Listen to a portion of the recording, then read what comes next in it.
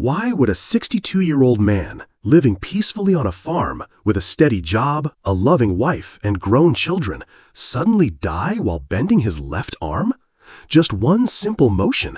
How could it become the line between existence and whatever lies beyond it?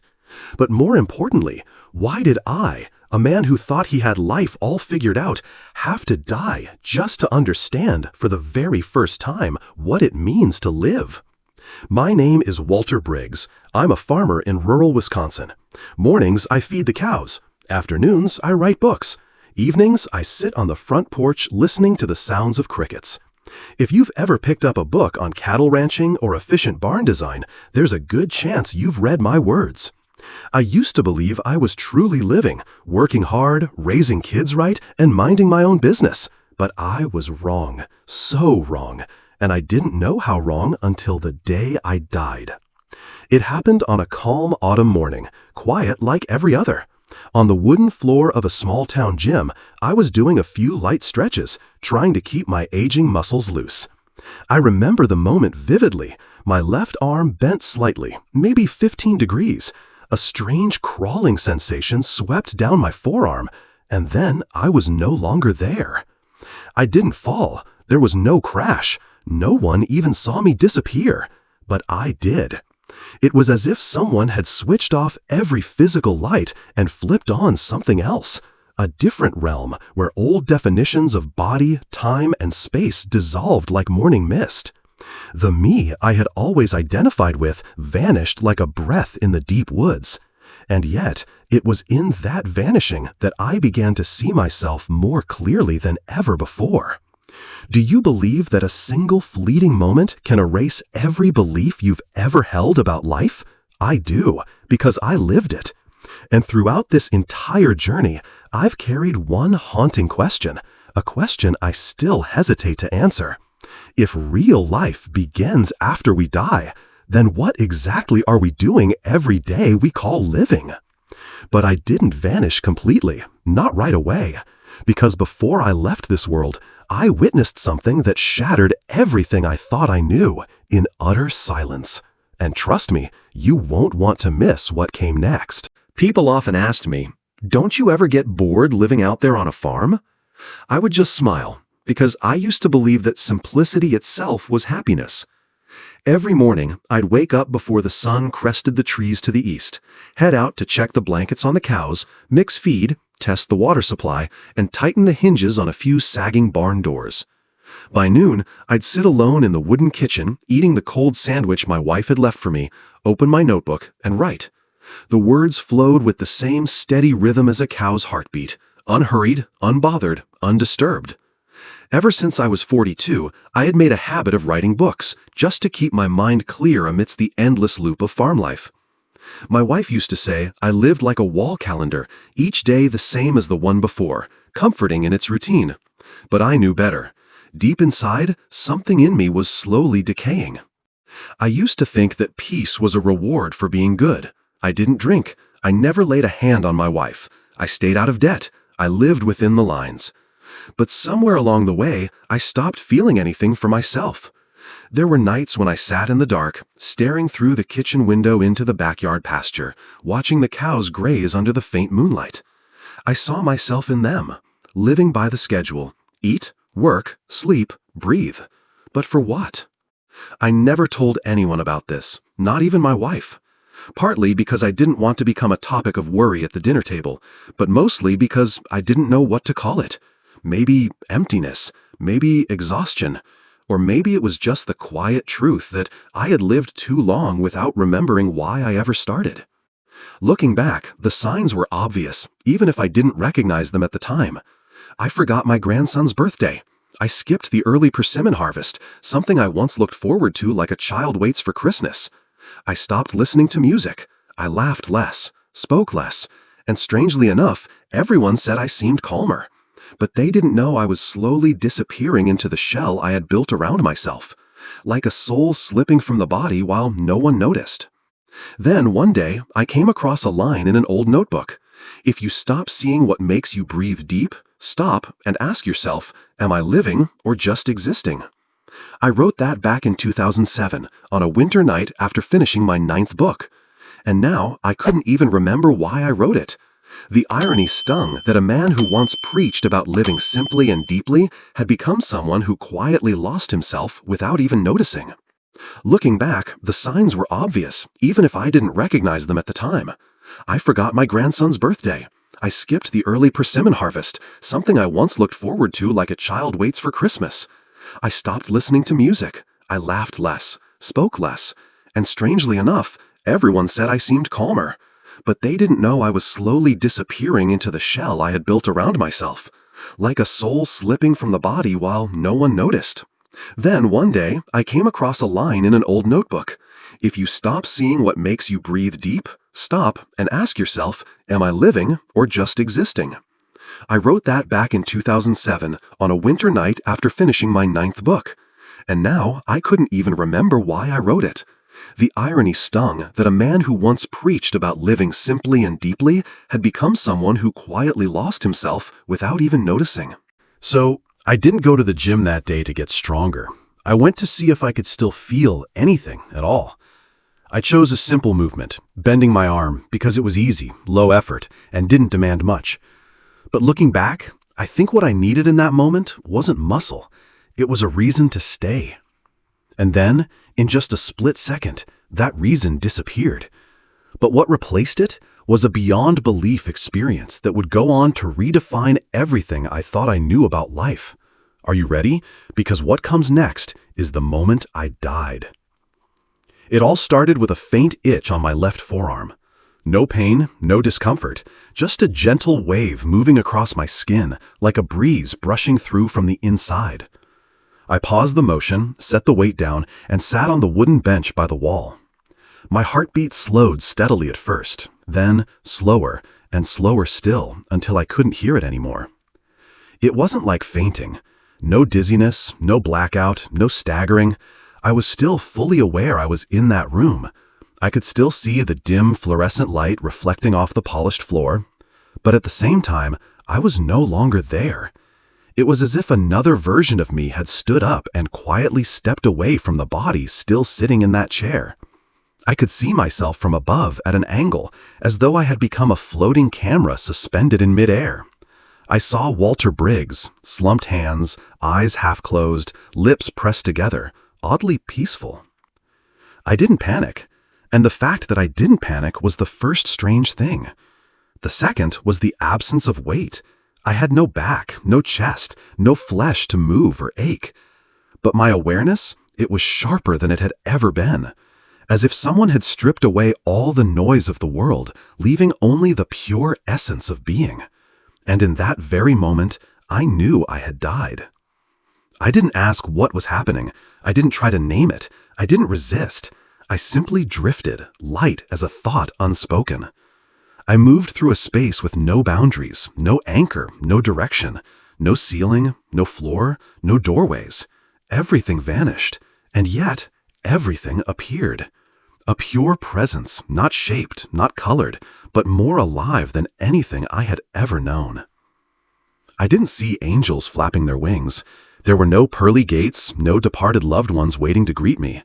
There was only a gentle current, like the pull of a silent tide, carrying me farther and farther from that small-town gym, a place I once thought would help me regain my health, but which turned out to be the very spot where I fully left behind the physical world. That moment didn't feel like a dream. It was more real than any dream I've ever had, because I didn't just see it, I felt all of it. Every thought had form, every vibration had sound. Every emotion had its distinct light. I remember each memory from my life rising like layered images, not in chronological order, but by how true they were. I saw the day I first learned to drive a tractor with my father, the day I wrote the first line in my very first book, the day I married my wife, the day I held my firstborn, the day my mother died. But these weren't just flashes, they were alive. And somehow, I didn't just watch them, I felt them with my entire being.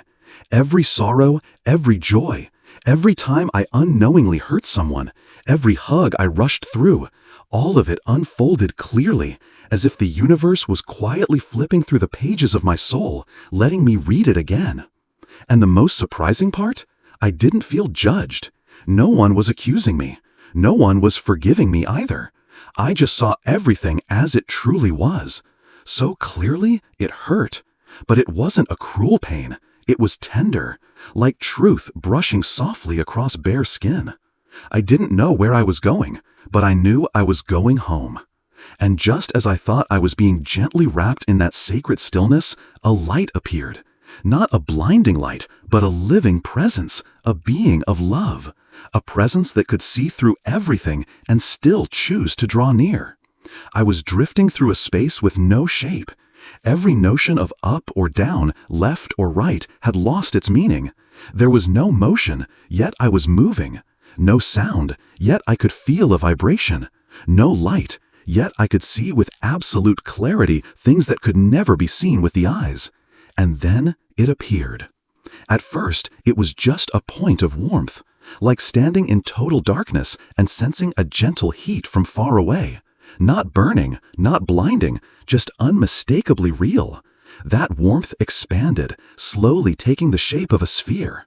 It didn't spin, it didn't move, yet every molecule within it seemed to dance.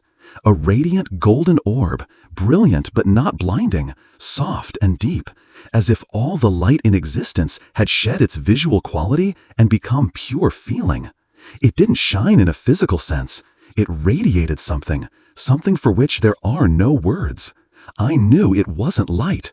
It was a being, alive, aware, loving, and it saw me completely. I saw it too, not with my eyes, but with something deeper, a vision that bypassed the pupils and came straight from the core of my soul. It didn't speak, yet I understood everything it was sending me. Each wave from it struck me like a wordless whisper, warm, loving, gentle, yet not weak. It didn't ask who I was, it already knew. It didn't demand anything, it has already seen everything.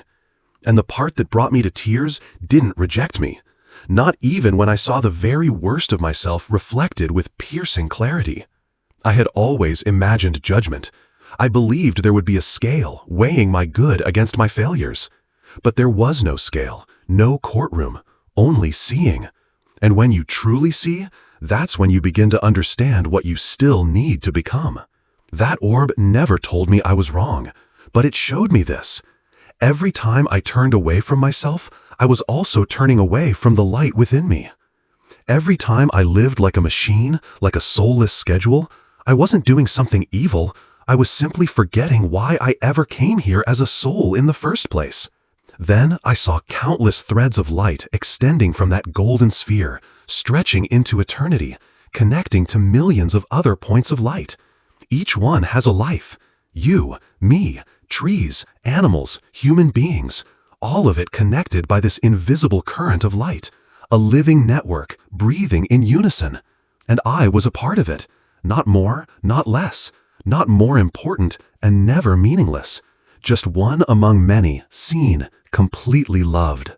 I saw billions of universes spinning in perfect harmony, yet nothing felt rigid or mechanical. They moved like children twirling joyfully on a cosmic playground in God's backyard. Some of those universes had never existed, others had just dissolved, but they were all breathing with the same rhythmic pulse, the pulse of love. Not romantic love, not moral or idealized love, but pure energy, the source.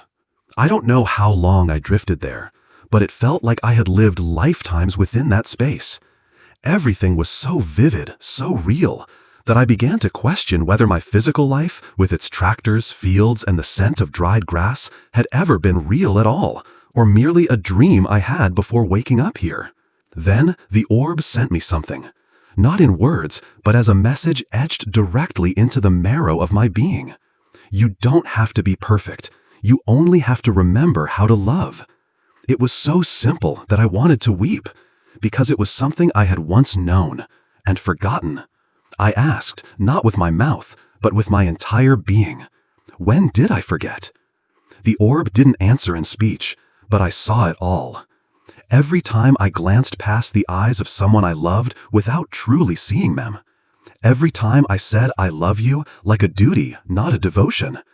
Every time I moved through life unaware that I was alive. And then I understood. No one is ever cast out of the light. We only turn away from it. And the light, it always waits. It always loves even when we've forgotten how to love ourselves. I don't know how long I was there, but I knew this. Time, the thing we humans cling to as our measuring stick for everything, had no meaning in that realm. There were no clocks, no sunrises or sunsets, no calendars, no waiting, no being late. Only the endless unfolding of now, an eternal present that never grew dull, never repeated. Every moment was full of awareness, as if each second was a new chapter in a book you opened and instantly understood in its entirety. In that state, I saw my entire DNA, not just as a biological structure, but as a legacy of light. I don't know how to explain it exactly, but I realized that our souls carry within them a blueprint of light, a kind of pure information, imprinted directly from the source. It cannot be destroyed. It cannot be replaced. It is who we are before we ever had a name, a form, a past, or a future. It is the elemental thread of eternal life. I saw it clearly. We don't come to Earth to learn how to be perfect. We come to learn how to choose. We are given free will, not so we can always be right, but so we can be honest. No one here expects you to never make mistakes, but what you do after the mistake is where the soul is refined. I didn't see punishment, but I did see the consequence. Not in the frightening sense of karma as people often preach, but as a direct connection between every choice you've ever made and how it ripples outward through the whole. A harsh word you once spoke, I saw it traveling along threads of light, colliding, affecting, echoing back. A single hug given to someone on the verge of breaking, I saw its warmth expand, resonating gently through the network. Nothing disappears. Nothing is meaningless. I began to understand. There is no such thing as a small action. No emotion is insignificant. No moment is ever truly random. Everything we think, feel, and do is recorded not in words, but in vibration. And that orb of light held all of it. I saw millions of other souls, not in human form, but as patterns of light. Each soul had its color, its tone, its pulse. Some glowed softly, like an autumn melody with no lyrics. Others surged like the ocean. Some trembled gently, like a being learning to forgive itself. No two were the same, but none were alone. We were connected, like individual cells within one vast living being. And I knew, not through reasoning, but through remembering that I had been here before.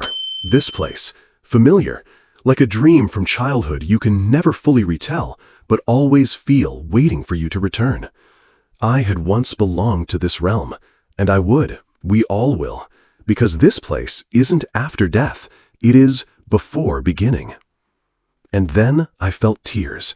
Even though I had no eyes, no cheeks, I wept. Not out of regret, not out of sadness, but because it was beautiful. So beautiful it hurt. So beautiful there was nothing left to do but cry. But all beauty must be left, at least for a while. A force began pulling me away from the light, and the journey back into the body, back into the physical world that was more painful than death itself. Because once you've known what home truly feels like, being torn from it becomes a kind of willing exile. But I wasn't allowed to stay. Something unseen drew me back, and the return, that truly was the hardest part. Because once you've tasted absolute purity, how do you live again in the noise and confusion of ordinary life? I don't know the exact moment I left the light. All I know is that from a state of complete connection, I began to feel alone. From a place of total clarity where no questions were needed, I returned to a head heavy with doubt. From a non-physical being overflowing with unconditional love, I was forced back into this old shell of flesh, stiff, aching, and foreign, like armor I no longer wished to wear. There was no door to pass through, no direction to turn back, just a cold, silent force pulling me out of the light and hurling me into a space that felt dark, cramped, heavy, and loud. The sensation of returning to my body wasn't like waking from a dream. It was like being sucked through a suffocatingly narrow vacuum tube, only to slam down hard onto the floor of existence in pitch black. For the first time in what felt like centuries spent in the light, I opened my eyes. But my eyes refused to see. Everything was blurred, distorted, and loud. I heard voices, machines. People are calling my name. But sound was no longer something I understood. It was too harsh, too jarring, too physical. My heart, which had just been immersed in pure love, now pounded violently in my chest like a trapped animal. I tried to breathe, but even the air felt alien, no longer a friend. I wanted to go back to the place I had just been, but the door was closed. I wanted to fall asleep again in the arms of that living light, but all I had left was a fragmented memory of something so beautiful it made everything else feel unreal. They told me I had been clinically dead for over 6 minutes. 6 minutes was a brutal battle for the doctors, fighting to bring me back. But for me, those 6 minutes were an eternity. I didn't just go somewhere. I truly lived in another realm, with another self, speaking another language, the language of the soul. When I truly woke up again, the clock read 8 p.m., but inside me, I was no longer the same Walter Briggs. I had lost all concept of time. I couldn't remember what day it was or how many had passed. All I knew was that I had returned to a place whose frequency no longer matched my own. For the next 8 hours, I said nothing. I didn't smile, I didn't cry, I just looked. I stared at the hospital room, so white it made my eyes ache. I looked at my hands, their wrinkled skin and familiar calluses now feeling strangely foreign, like they belonged to someone else. I placed a palm over my chest, feeling my heart beating beneath the ribs. It was still there, but I wasn't sure if I was. When I came back, there was no music, no celestial dream, no sacred arms waiting to hold me. Only the steady beep of a heart monitor, the scribble of a nurse's pen, the crinkle of plastic, and a cold white light glaring at the ceiling. Everything was in its place, except me. I was the one who no longer fit. A family came to visit. They were relieved. My wife held my hand and asked, "Are you okay?" I nodded, but deep down, all I wanted to say was, I died, and now I have to learn how to live again, from the beginning. It took me days just to begin adjusting to this world again. The fluorescent lights felt violent. The smell of antiseptic made me nauseous. This body, the familiar vessel I'd lived in for over 60 years, now felt like a box too small for my soul. I didn't want to eat. I didn't want to speak. I didn't want to answer when someone asked, "How do you feel?" Because how could I explain that I had just come from a place where words weren't even necessary? It took me weeks to relearn how to listen, not with ears, but with presence. To relearn how to touch another person without making them flinch from the intensity in my eyes. To relearn how to speak of what I had seen without making others think I had lost my mind. There were days I sat for hours in the backyard, watching a single bee drift from flower to flower, and felt my chest tighten, not because of sadness, but because that little creature still remembered its purpose, while I was stumbling through the dark, trying to remember mine. People's voices now sounded like distorted music, like a radio station just slightly out of tune. I no longer felt interested in the news, in sports, in casual conversations. Instead, I felt a longing with no name, no shape, no place to return to. But within that longing, I began to hear a familiar whisper again. You don't have to be perfect. You only have to remember how to love. I had brought that message back with me from the realm of light, and I knew I couldn't let it fade like a dream dissolving in daylight. So I wrote, but this time it wasn't about technique or cattle or how to design a smart barn. I wrote about the light, about death, about unconditional love, about the things no one teaches you in school, but you'll need to remember when life becomes still. And I knew my return wasn't a random accident. I began to write again, not to teach others, but to rescue myself. Each word was like a rope I tossed into the void, hoping it would catch on something real. I didn't want to forget that orb. I didn't want the light in me to dim just because the world around me was too loud. But could I hold on to that light while living in this noisy world? Could I live as a human and still remember I was a soul? The doctors called it a post-traumatic response. My family said I just needed time to heal. But no one asked, "Where did you go?" Because no one believed there was a place. And if I did try to share it, people would nod politely, but not because they believed, only because they didn't want to offend. Inside me, a strange kind of loneliness began to grow. Not because I was alone, but because no one else had ever touched the place I had just come from. I watched people laugh, worry, and panic about the electric bill, dinner plans, and next week's deadlines. But I couldn't go back to being human in the old way. Because now, I didn't just know who I was, I knew what I was. And that knowing, that clarity, it hurt. And then, one afternoon, I was sitting in the living room. The evening sun streamed through the window, casting warm light across the family photo on the wooden shelf. My wife was outside watering the plants. The sound of water flowed steadily. The faint scent of toasted bread lingered in the air. It was an utterly ordinary moment, but in that stillness, I suddenly saw with perfect clarity. I hadn't come back to return to the old life. I had come back to become something new. Not everyone who dies gets the chance to return, and not everyone who returns understands why they were chosen. But I did. I understood that if I didn't share what I'd seen, if I didn't speak the light into this world, then continuing to live would be no different than denying the sacred gift I had been given. I was no longer the farmer who wrote technical manuals. I had become a sower of light. With every story I tell, every person I truly listen to, every time I dare to love a little more, I'm reweaving the thread that connects me to that golden orb of light. Now, I no longer live out of duty.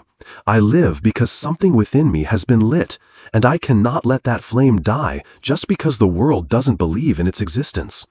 But light, no matter how beautiful, means nothing if it's not shared. And in the very moment I began to speak aloud the words that sphere once whispered to me, my life entered an entirely new chapter. That is the final message I leave with you. Do you remember, at the very beginning, when I told you the orb of light spoke something to me? Something that changed who I was so completely, I could never go back to being the same? I've carried that message with me through this entire journey. Not because I wanted to keep it secret, but because I needed you to walk far enough with me so that when you heard it, you wouldn't just hear it, you'd feel it. It wasn't spoken in words. It didn't thunder like a voice from the heavens. It didn't hum like music. It rose inside me as if I had always known it, but had simply forgotten. In that moment when the light wrapped around me like an embrace, without skin, without condition, without reason, I heard it clearly. You don't need to be perfect. You only need to remember how to love. That's it. No long speech, no philosophy, nothing lofty. But it was so exact, so piercingly true, that I knew this was the very thing I'd been searching for my whole life, the thing I had tried to describe in 100 human languages, but could never quite touch. We live in a world obsessed with measuring who's better, who's right, who's more successful, who's purer, who's more moral. But when I stood before that orb, which saw through every mask, every performance, every attempt to hide, I realized no one is truly perfect, and no one needs to be, because the perfection we chase is often just fear dressed up as virtue. I had lived nearly my whole life just to be recognized. I worked hard so someone would see I was useful. I wrote books so someone might think I was wise. I raised children so someone might say I was a good father. But not once had I stopped to ask myself, do I still know how to love? To love a flower that blooms slowly. To love the rising and falling breath of my wife as she sleeps beside me. To love the soft rain at the end of a long summer. To love my awkwardness, my mistakes, my failures.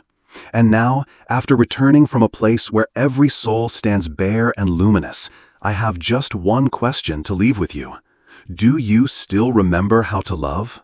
To truly love? Without control, without conditions, without expecting the other person to respond the right way, without needing anyone to be worthy, just to love, as light falls on the earth, making no distinction between the clean and the dirty. I'm not telling you this story so you'll believe me. Honestly, that doesn't matter, because if you haven't died, nothing I say can fully convince you. But if you've ever sat alone in the stillness of night, quietly feeling yourself drifting away from something you couldn't name, then you've already come closer to where I once was than you might realize. This life doesn't need you to become someone else. It only asks you to return to yourself, to stop running, to stop hiding your pain, to stop pretending you're strong when you're breaking, just to be your raw, honest, tender self who still remembers how to love again. I go on living not because I chose to, but because I was chosen to speak aloud what I heard. And if today you're hearing me, maybe that same light is calling to you now softly, but persistently. I had to die to learn how to live. You don't have to. Just listen before it's too late.